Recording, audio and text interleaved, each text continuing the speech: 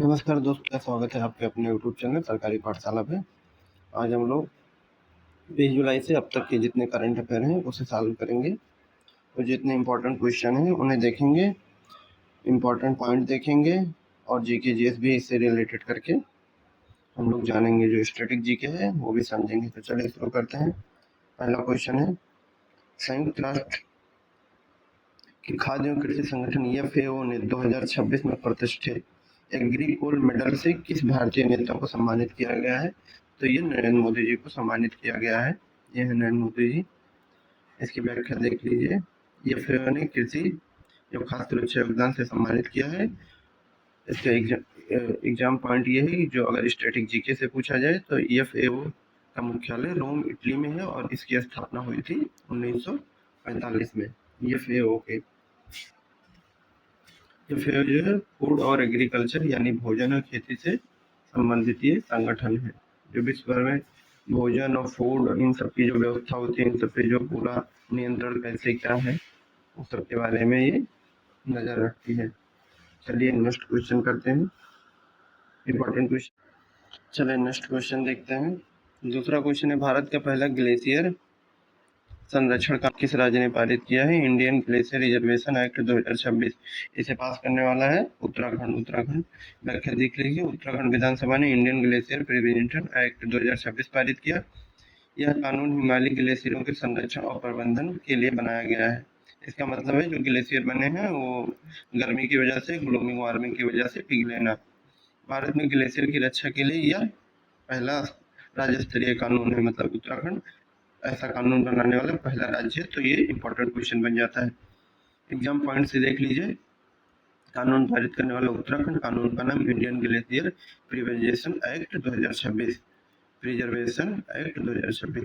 यह भारत का पहला ग्लेशियर संरक्षण कानून है। देख लीजिए, ये इंपॉर्टेंट पॉइंट है। चलिए नेक्स्ट क्वेश्चन देखते हैं।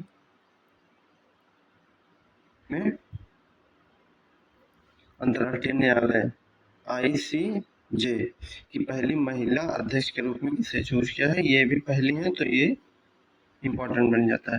तो इनका नाम है जूलिया सेबुटिंडे। जज जूलिया सेबुटिंडे इनका नाम है। इनके बारे में जान लेते हैं। 20 जुलाई 2026 को जज जूलिया सेबुटिंडे को अंतर्राष्ट्रीय न्यायालय की पहली महिला अध्यक्ष के रूप में चुना गया। यह न्यायालय संयुक्त रूप से राष्ट्र की प्रमुख न्यायिक अंग है, जिसका उद्देश्य है जिसका मुख्यालय है नीदरलैंड में स्थित है। जज सेबुटुंडी युगांडा की न्यायाधीश हैं। मतलब ये युगांडा में न्यायाधीश भी रह चुकी हैं। तो इस नजरिए से ये इम्पोर्टेंट हो जाती है क्योंकि ये पहली है। ये उनका फिगर है, देख लीजिए। ये जो अंतर्राष्ट्रीय न्यायालय है नीदरलैंड में वो है। और इसके बारे में महत्वपूर्ण जो एग्जाम पॉइंट से सही रहेगा, स्थापना इस न्यायालय की है कि 1945 में हुई है, नीदरलैंड में है। यह जो इसका काम है, यह विवादों का निपटारा राज्यों के बीच कानून के आधार पर करता है। ICJ और ICC ये दोनों अलग अलग संस्थान, मतलब ये तो क्रिकेट से संबंधित है और ये मतलब न्यायालय से संबंधित है। चलिए नेक्स्ट क्वेश्चन देखते हैं। इनका नाम याद रखिएगा, जज जूलिया सेबुटिंडे। और 1945 से ये याद रखिएगा, है नीदरलैंड याद रखिएगा। चलिए आगे अगला क्वेश्चन देखते हैं। नेक्स्ट क्वेश्चन है कि कवच 5.0 स्वदेशी स्वचालित ट्रेन सुरक्षा प्रणाली को हाल ही में किस संस्था द्वारा सफलतापूर्वक विकसित किया गया है? तो इसका राइट आंसर होगा भारतीय रेलवे अनुसंधान अभिकल्प एवं मानक संगठन RDSO ने इसे विकसित किया है। इसके बारे में कुछ इंपॉर्टेंट पॉइंट जान लेते हैं यहाँ से। कवच 5 भारतीय रेलवे को स्वदेशी ATP ऑटोमेटिक ट्रेन प्रोटेक्शन के सिस्टम पर उन्नत संस्करण है। यह सिस्टम ट्रेनों के टक्कर, over speed, signal passing, failure और स्टेशनों को रेड सिग्नल उल्लंघन को रोकने में सहायक करता है। मतलब ये इन सब से बचाता है अगर कोई गड़बड़ी होती है, ट्रेन टक्कर, इन सब में ये जो 5.0 है ये प्रणाली कवच नाम याद रखिएगा, कवच 5.0 इसमें काम करता है। सबसे इम्पोर्टेंट पॉइंट जो यूपी के एग्जाम होते हैं उसके लिए है कि भारतीय रेलवे प्रमुख अनुसंधान का मानकीकरण संस्था है। ये इसका संस्था और इसका मुख्यालय जो है वो उत्तर प्रदेश लखनऊ में स्थित है। ये पॉइंट आप लोग याद रखिएगा। बाकी कवच 5.0 इंपॉर्टेंट पॉइंट आप लोग याद रखिएगा। ये देखिए कवच भारत की स्वदेशी ट्रेन सुरक्षा प्रणाली है कवच। चलिए नेक्स्ट क्वेश्चन देखते हैं। क्वेश्चन देख ले रहे हैं कि भारत ने संयुक्त आर्थिक राष्ट्र जो मंच है और आर्थिक सामाजिक, जो इसका नाम है भारत ने संयुक्त राष्ट्र आर्थिक और सामाजिक परिषद, इसका जो शॉर्टकट है ECOSOC के 2026 से 28 यानी 2 साल के लिए, 2 नहीं ये 2.5 साल है, 2.5 साल के लिए इसका कार्यकाल होता है, 2.5 साल होता है, 2.5 होता है। किस पद के लिए चुनाव जीता है? तो ये उपाध्यक्ष पद के लिए चुनाव जीता है भारत। इसमें उपाध्यक्ष ECOSOC ये देख लीजिए उसका कार्यालय है, और इसका जो कार्यालय है वो न्यूयॉर्क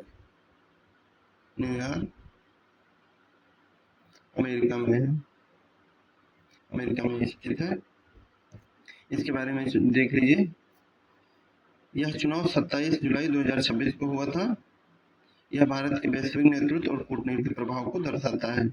और इसके बारे में एग्जाम भी से देख लीजिए कि भारत ने एशिया प्रशांत की सामूहिक पारदर्शिता को बिना यह चुनाव जीता, मतलब ये निर्विरोध रहा है, कोई इसमें इसके सामने वो नहीं था, इसलिए।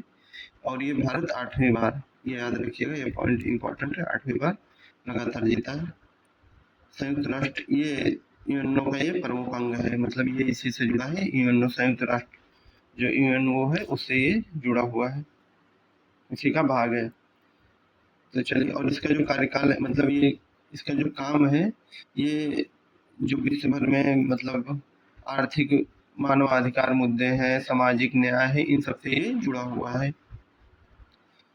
United nation economic and social council, ये देख लीजिए इसका होगा United national economic and social council, New York America, याद रखिएगा। इसकी भी स्थापना 1945 में हुई थी, और FAO की भी 1945 में हुई थी। चलिए नेक्स्ट क्वेश्चन करते हैं। ये सब भाई इंपॉर्टेंट क्वेश्चन है, इसलिए मैं इंपॉर्टेंट क्वेश्चन लेकर आया हूँ, कहीं से कुछ भी नहीं उठा लेकर आया हूँ, ये सब इंपॉर्टेंट है। विश्व स्वास्थ्य संगठन WHO ने 17 जुलाई 2026 को किस देश को ट्रिकोमा मुक्त घोषित कर दिया है? अब ये इंपॉर्टेंट, ये क्वेश्चन बनेगा। अब ये WHO का ये पहली बात तो नेपाल पास में है, इसका नहीं, भारत, नेपाल को तो इसने अगले साल ही मुक्त कर दिया था, इससे 1 साल पहले ही। तो इस बार भारत को इसने ट्रिकोमा से मुक्त किया है। ट्रिकोमा के बारे में जान ले रहे हैं। ट्रिकोमा एक नेत्र आँख का बीमारी होता है, और ये मुख्यतः गंदगी, मक्खियों और खराब स्वच्छता से, मतलब अगर आप गंदगी रखते हैं, आपको साफ नहीं रखते हैं, तो इन सब में संक्रमण रोग है और ये फैल जाता है ट्रिकोमा। भारत ने स्वच्छ भारत मिशन, जन जागरूकता और बेहतर स्वास्थ्य सेवाओं के माध्यम से यह लक्ष्य प्राप्त किया है। भारत ट्रिकोमा मुक्त देश दर्जा प्राप्त करने वाला दक्षिण पूर्व एशिया का दूसरा देश बन गया। ये देखिए, पहला नेपाल था। WHO वर्ल्ड हेल्थ ऑर्गेनाइजेशन, इसके बारे में जान ले रहे हैं। ये इसका लोगो है WHO का। इसका मुख्यालय जिनेवा स्विट्जरलैंड में है। स्थापना इसकी 1948 में। FAO को 1945 में हुई थी और इसकी 1948 में हुई थी। और महानिदेशक जो इसके हैं इस समय WHO के, वो टेड्रोस अधानोम और गैंग्रेल इनको पढ़ेंगे, तो टेड्रोस अधानोम गैंग्रेस इनको पढ़िएगा। चलिए नेक्स्ट क्वेश्चन करते हैं। 17 जुलाई 2026, ये पॉइंट देख लीजिए। इस देश को WHO ने भारत को ट्रिकोमा मुक्त घोषित कर दिया है। ट्रिकोमा मुक्त होने वाला भारत दूसरा देश बना है। चलिए नेक्स्ट क्वेश्चन किया जाए। अगर हाल ही में भारत ने किस शहर को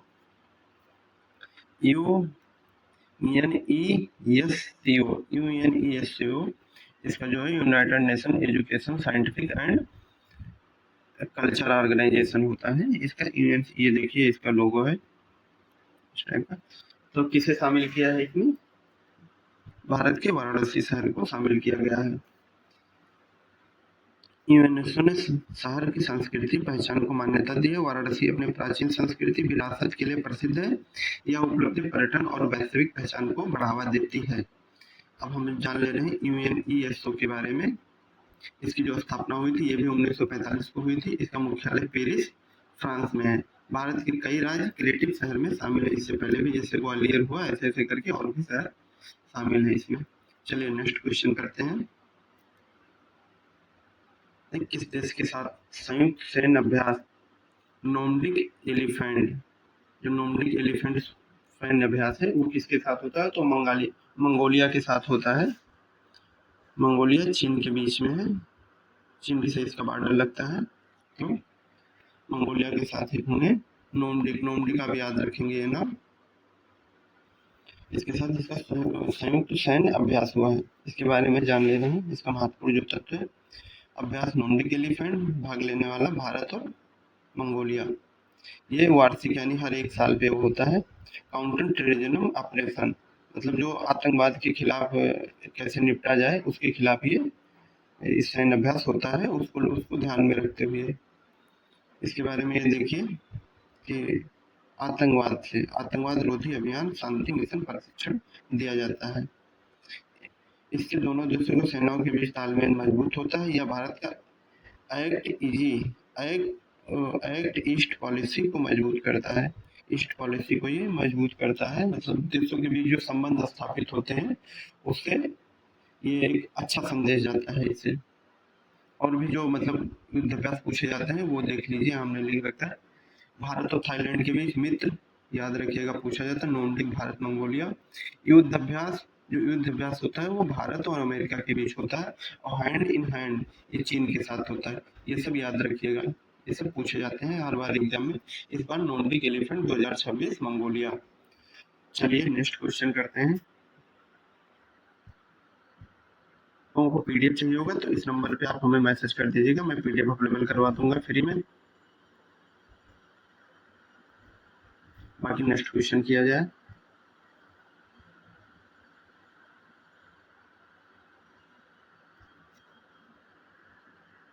उत्तर प्रदेश जो यूपी में एग्जाम है उनके लिए तो और ज्यादा इम्पोर्टेंट है, वैसे हर एग्जाम में पूछा जा सकता है। हाल ही में किस भारतीय राज्य ने मुख्यमंत्री सौर कृषि पंप योजना की शुरुआत की? सौर कृषि पंप ये पूछा जा रहा है बार बार। चलिए देख रहे हैं, इसका उत्तर है उत्तर प्रदेश। उत्तर प्रदेश ने ये योजना शुरू की है। व्याख्या देख ले रहे हैं। उत्तर प्रदेश सरकार ने मुख्यमंत्री सौर कृषि पंप योजना की शुरुआत की। यह इसका जो उद्देश्य है किसानों को सौर ऊर्जा से चलने वाले पंप उपलब्ध कराना। कृषि पंप ये सौर ऊर्जा से चलेंगे। सोलर, ये देखिए सोलर पैनल लगा रहेगा, उससे चलेंगे तो आपकी बिजली बिल नहीं आएगी। किसानों को डीजल की कमी आ गई थी, अभी आप लोग देख रहे हैं कितना दिक्कत हुआ। तो अगर ऐसी कुछ फिर समस्या आती है तो एक वैकल्पिक रहे। चलिए इसके बारे में महत्वपूर्ण तथ्य जान लीजिए। योजना उत्तर प्रदेश सरकार उद्देश्य किसानों को सौर ऊर्जा बिजली से पंप चलाने के लिए ऊर्जा प्रदान करना। इससे देखो लाभ तो पहले इम्पोर्टेंट पॉइंट ये लगता है, पर्यावरण संरक्षण होता है। सौर ऊर्जा से जब कोई चीज करते हैं तो उसमें डीजल पेट्रोल ऐसा कुछ नहीं लगता, कोयला, तो उससे पर्यावरण को लाभ मिलता है, पर्यावरण स्वच्छ होता है। चलिए आगे करते हैं, बस इतना ये पॉइंट ज्यादा याद रखिएगा, मुख्यमंत्री कृषि पंप योजना। चलिए नेक्स्ट क्वेश्चन किया जाए। तो आ गया ये क्वेश्चन, थोड़ा मतलब 2006 ये पुराना है लेकिन ये इम्पोर्टेंट है इसलिए मैं इसे ऐड कर दिया हूँ। चलिए करते हैं। हाल ही में भारत ने किस उपग्रह को सफलतापूर्वक लॉन्च किया है? तो ये है निसार। निसार को भारत ने सफलतापूर्वक लॉन्च किया है। निसार के बारे में आप लोगों ने पढ़ा होगा, इसके बारे में थोड़ा डीपली जानकारी रख ले रहे हैं। इसरो और नासा इसमें देखिए, इसरो नासा दोनों लग रहा है। निसार आई से इसरो, एन से नासा, तो इसरो और नासा के साथ मिलकर निसार उपग्रह लॉन्च किया गया है। यह उपग्रह पृथ्वी की सतह में होने वाले छोटे छोटे बदलाव पर नजर रखेगी। बहुत छोटे जितने भी पृथ्वी में बदलाव हो रहे हैं, भूकंप, ज्वार भाटा और सुनामी, इन सब पे नजर रखेगा। यह आपदाओं की निगरानी और प्राकृतिक संसाधनों के प्रबंधन में मदद करेगा। निसार दुनिया का सबसे उन्नत पृथ्वी अवलोकन उपग्रह है। सबसे मतलब पृथ्वी अवलोकन के लिए अभी के लिए सबसे उन्नत है। यह भारत और अमेरिका के बीच आंतरिक सहयोग का प्रतीक है। ये देखिए इसरो का मुख्यालय है निसार। आप लोग ऐसे फिगर भी अगर माइंड में रख ले रहे हैं तो भी याद रहेगा। ये याद रखिएगा, ये जो लॉन्च व्हीकल है GSLV एम के सेकंड, ये एम के सेकंड से इसे लॉन्च किया गया है। और बाकी आप लोग पता ही, निर्माता नासा और इसरो है। और इसके बारे में कुछ ये पॉइंट याद रखिएगा, GSLV एम के दूसरे व्हीकल मतलब सेकंड व्हीकल से लॉन्च हुआ है, दूसरा वर्जन था। उद्देश्य पृथ्वी अवलोकन और आपदा प्रबंधन से है। करंट अफेयर, हाँ अंतरिक्ष और इसके लिए करंट अफेयर, ये देखिए अंतरिक्ष से क्वेश्चन बनता है तो इसलिए ये निसार वाला आप लोग याद रखिएगा, क्या पता आपके अगले एग्जाम में ये क्वेश्चन आ जाए कि इसे किस लिए। इसके पहले बात तो नासा से पता चल जाएगा कि नासा और इसरो ने लॉन्च किया, लेकिन ये जो पॉइंट है ये किसी एग्जाम में आया भी है अभी, इसका में मुख्य उद्देश्य क्या है। तो यह पृथ्वी की सतह पर होने वाले छोटे बदलावों पर नजर रखेगा, आपदाओं की निगरानी और प्राकृतिक संसाधनों के प्रबंधन में मदद करेगा। ये पॉइंट आप लोग याद रखिएगा, मैं PDF अवेलेबल करवा दूंगा, एक बार आप स्क्रीनशॉट ले लीजिए, स्क्रीनशॉट ले लीजिए इसका एक बार। चलिए आगे देखते हैं नेक्स्ट क्वेश्चन।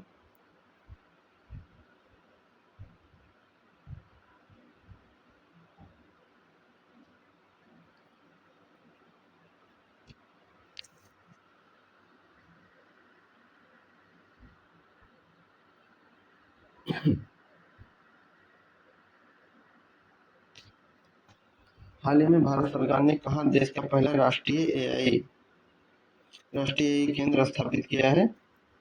तो ये किया गया है हैदराबाद, ये हैदराबाद में हुआ है। भारत सरकार ने हैदराबाद में देश का पहला राष्ट्रीय प्रशिक्षण स्थापित किया है। इस केंद्र का उद्देश्य एआई अनुसंधान, नवाचार, स्टार्टअप को बढ़ावा देना है। यह केंद्र भारत को एआई के क्षेत्र में आत्मनिर्भर बनाने की दिशा में कदम है, मतलब भारत आर्टिफिशियल इंटेलिजेंस के उसमें खुद आत्मनिर्भर होना चाहता है, तो इसीलिए ये डेटा कंप्यूटिंग और टैलेंट डेवलपमेंट करेगा। इसकी जो घोषणा हुई है जुलाई 2026 में हुई है। स्थान हैदराबाद के तेलंगाना के हैदराबाद में। पहल भारत सरकार ने किया है, क्षेत्र आर्टिफिशियल इंटेलिजेंस एआई के थ्रू होता है। और इसका एग्जाम पॉइंट से ये देख लीजिए, बस इतना आप याद रखेंगे तभी काम चल जाएगा। यह भारत का पहला राष्ट्रीय एआई केंद्र जो हुआ है वो हैदराबाद में स्थापित हुआ है। चलिए नेक्स्ट क्वेश्चन करते हैं।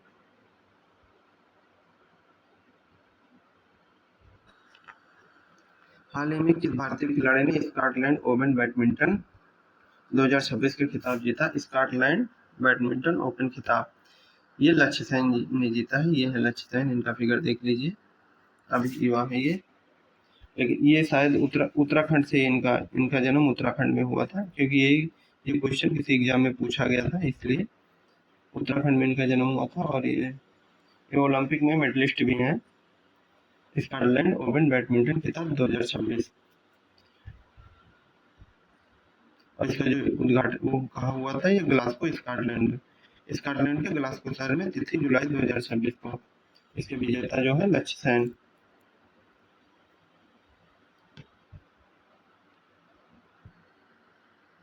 चलिए नेक्स्ट क्वेश्चन करते हैं।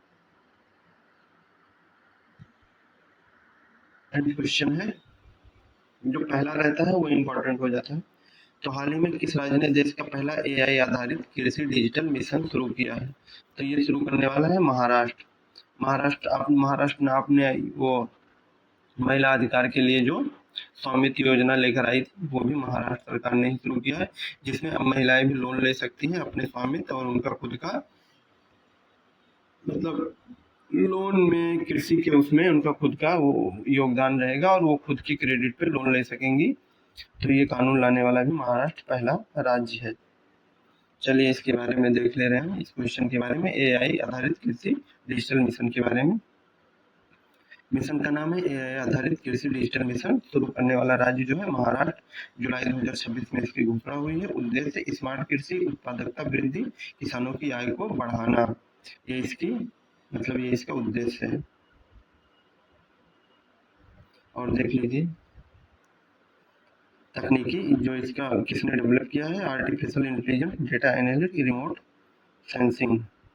इस तकनीकी पर ये काम करेगी। दूसरा ये आप ऐसे ही बार बार पढ़ेंगे तो याद हो जाएगा। महाराष्ट्र याद रखिएगा, कृषि के क्षेत्र में ये लाया गया है। यह आधारित कृषि डिजिटल मिशन। चलिए नेक्स्ट क्वेश्चन करते हैं।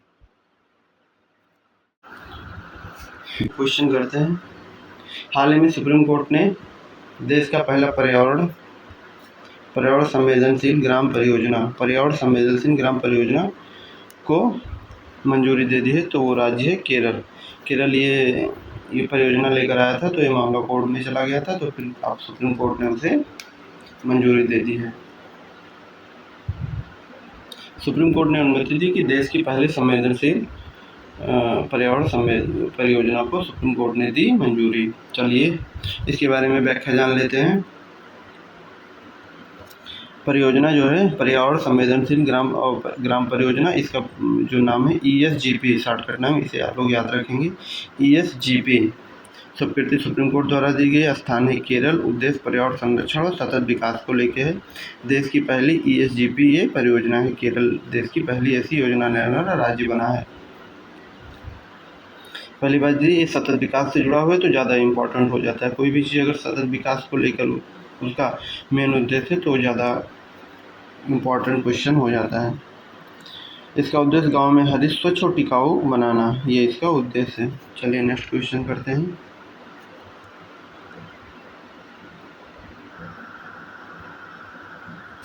हाल ही में भारत का सबसे लंबा समुद्री पुल अटल सेतु किस शहर में बनाया गया? अटल सेतु किस शहर में बनाया गया है? तो वो है मुंबई। इसका ऑप्शन है मुंबई, इसका सही उत्तर हो जाएगा। ये देखिए है अटल सेतु। इसकी कुल लंबाई 21.8 किलोमीटर इसकी कुल लंबाई है। और यह स्थान है मुंबई के महाराष्ट्र में। Atal Setu Mumbai trans harbour link पहले इसका नाम था। अब ये अटल सेतु के नाम से जाना जाएगा। प्रकार समुद्री पुल है। ये किस प्रकार का समुद्री पुल? इसका उद्घाटन 2024 में हुआ था। 2 साल बाद बनकर ये तैयार हुआ। उद्घाटन प्रधानमंत्री नरेंद्र मोदी ने किया था। मुंबई और नवी मुंबई के बीच ये जोड़ता है, मुंबई को नवी मुंबई से जोड़ता है, जिससे यात्रा काफ़ी कम हो जाती है। अटल सेतु भारत का सबसे लंबा समुद्री पुल है, ये याद रखेंगे। भारत का सबसे लंबा पुल है, ये भी याद इम्पोर्टेंट पॉइंट है। इसका उद्घाटन जनवरी 2024 में मोदी ने किया था। 21.8 किलोमीटर, ये याद रखेंगे। Mumbai trans harbour link MTHL का ये हिस्सा है। ये देखिए ये इसी का हिस्सा, इसी में है। MTHL का ये हिस्सा है। ये सबसे लंबा है, भारत का सबसे लंबा पुल है। और इसकी जो 21.8 किलोमीटर इसकी लंबाई। चलिए नेक्स्ट क्वेश्चन करते हैं। में भारत ने किस देश के साथ रक्षा सहयोग बढ़ाने के लिए एक्शन प्लान 2026 से 2030 पर हस्ताक्षर किए हैं? 2026-2030 को हस्ताक्षर किए हैं, एक्शन प्लान 2026 और 30। तो ये हुआ है वियतनाम के साथ। वियतनाम के साथ भारत ने ये हस्ताक्षर सहयोग किया है। चलिए इसके बारे में कुछ इंपॉर्टेंट फैक्ट जान लेते हैं। समझौता है, इसका नाम है एक्शन प्लान 2026 से 2030 के बीच देश भारत और वियतनाम क्षेत्र रक्षा सहयोग के क्षेत्र में है, जिसका उद्देश्य है क्षेत्रीय शांति, सुरक्षा और स्थिरता को बढ़ाना। हाल ही में भारत ने वियतनाम के रक्षा सहयोग बढ़ाने के लिए एक्शन प्लान 2026-30 पर हस्ताक्षर किए। यह योजना दोनों देशों के बीच रक्षा सहयोग को मजबूत करेगी। इससे क्षेत्रीय शांति, सुरक्षा, स्थिरता को बढ़ावा मिलेगा। यह भारत और ये है वियतनाम, याद रखेंगे। एक्शन प्लान 2030-26 पर हस्ताक्षर हुए हैं। चलिए नेक्स्ट क्वेश्चन। तो आप मेरे चैनल को सब्सक्राइब कर लीजिए और ज्वाइन कर लीजिए इसे। अगर PDF चाहिए तो इस नंबर पे आप मैसेज कर सकते हैं व्हाट्सएप पे, इंस्टा ID, इसे भी फॉलो कर लीजिए। यहाँ भी आपको पोस्ट मिलती रहेगी। तो चलिए शुरू कर, आज की क्लास यहीं खत्म करते हैं। ये इंपॉर्टेंट पॉइंट है करंट अफेयर के, मैं ऐसे ही करंट अफेयर लाता रहूंगा जो इंपॉर्टेंट है एग्जाम में पूछा जाएगा। भाई 100% गारंटी है, मैं क्वेश्चन अथेंटिक और बहुत रिसर्च करने के बाद लाता हूँ। बस आप लोग इसका स्क्रीनशॉट ले लीजिए, क्लास करने के बाद स्क्रीनशॉट लेके एक बार पढ़ लिया करिए, और जरूरत हो तो पीडीएफ के लिए हाई लिख के भेज दीजिए, मैं पीडीएफ अवेलेबल करवा दूंगा। इससे आपको करंट अफेयर और जो स्टैटिक जीके है उसकी टेंशन लेने की कोई जरूरत नहीं, बस ये आप डेली आके यहाँ क्लास कर लीजिए करिए। चलिए बाय, टेक केयर।